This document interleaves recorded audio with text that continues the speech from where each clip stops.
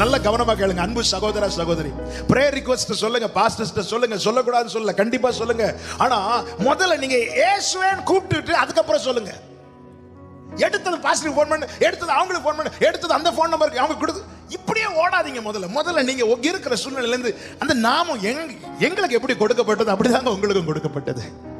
அவர்கிட்ட யூதன் என்றும் கிரேக்கன் என்றும் ஆண் என்றும் பெண் என்றும் அடிமை என்றும் சுயாதீன் என்றும் பாஸ்டர் என்றும் விசுவாசி என்றும் சீனியர் என்றும் ஜூனியர் என்றும் வித்தியாசமே கிடையாதுங்க. முதல்ல ஆண்டவர் நோக்கி கூப்பிடுங்க.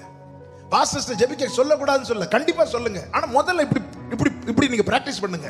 எடுத்தது முதல்ல இயேசுவேன்னு சொல்லி பழகுங்க. ஒரு பிரச்சனை எந்த காரியத்துக்கும் அவருடைய நாமத்தை பிடிங்க முதல்ல. அதுக்கப்புறம் பிரேயர் காரியம் அதுக்கப்புறம் பாத்துக்கோங்களா. முதல்ல அப்பா கிட்ட எந்த காரியம் ஆண்டவரே நான் ஜெபிக்க சொல்லணும். பைபிள்ல இருக்கு, நீதிமான்கள் ஊக்கமான வேண்டுதல் மிகுந்த பலனை தரும். வியாதியா இருக்கும்போது மூப்பர்களை வரவழைத்து ஜெபம் பண்ணுங்க. இதெல்லாம் பைபிள்ல இருக்கு.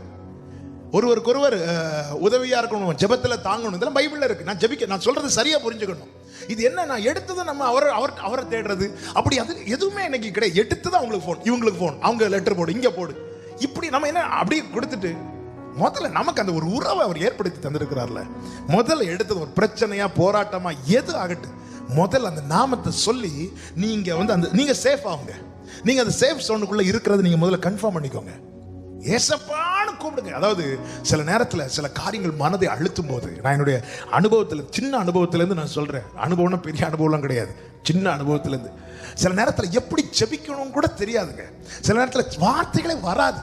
ஏன்னா அந்த காரியங்கள் மனதை போட்டு அப்படி பாரப்படுத்தும்.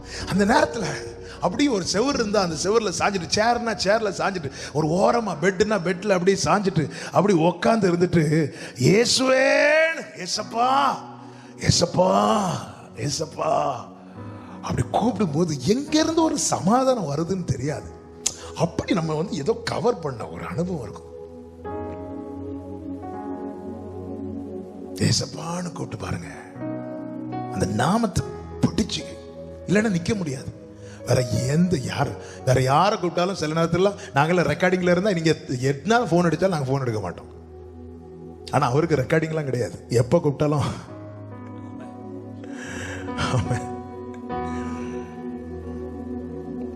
Amen.